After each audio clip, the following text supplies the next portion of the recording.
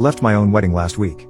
I 26 male and my now ex-fiancée 24 female had been together for 3 years. She was my first serious relationship partner and we have been doing good even though we sometimes had ups and downs. But we could solve the problems by sitting together and communicating with each other. We were supposed to get married last week and everything was on track. In my country before the wedding day, a special event is held. It is very much similar to wedding ceremony. People dance to the music together, eat and have fun.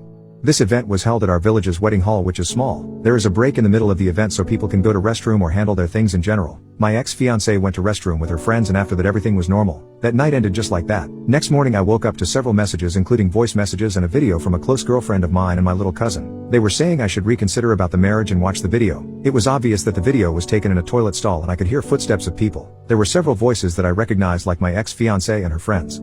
They were saying things like, "And you reward him with love making a few times for the rest of your life and you have a purse at your service." And my fiancée laughing to her friends calling me a doormat. I earn tons of money compared to others in my age mainly due to the industry I am in. At one point they started talking about the dresses of the family members and after they criticized my mother's dress my fiancé said the following. "She is batshit crazy as always, she is barely walking lol." Quick note that my mother has a psychological disorder but due to the meds she is taking, she looks sleepy all the time and her response time is slower than other people but she is the sweetest and hardest working person I know. My father left us when I was little. She was both a mother and father for me and worked her butt off to send me to college.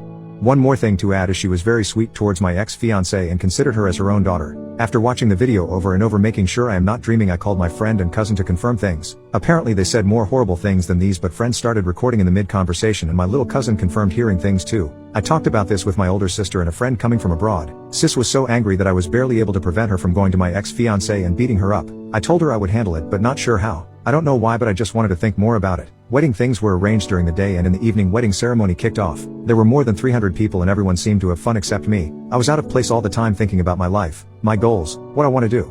When it was time for the wedding promise, my ex-fiancée answered yes. When I was asked I just watched people sitting on their desk, drinking alcohol and looking at my face for I don't know how long. That silence after the question was loud as heck in my head screaming. At that time I realized I didn't want to do it. I stood up, took the microphone and very clearly answered no. I do not want to be with that person in good and bad and gave a short speech of the reasons implying I knew everything. With a lot of gasping from the audience and my ex-fiancée and her friend's face going pale I straight up called my close bro on microphone. Went to his table and then left the wedding before people even tried to stop me.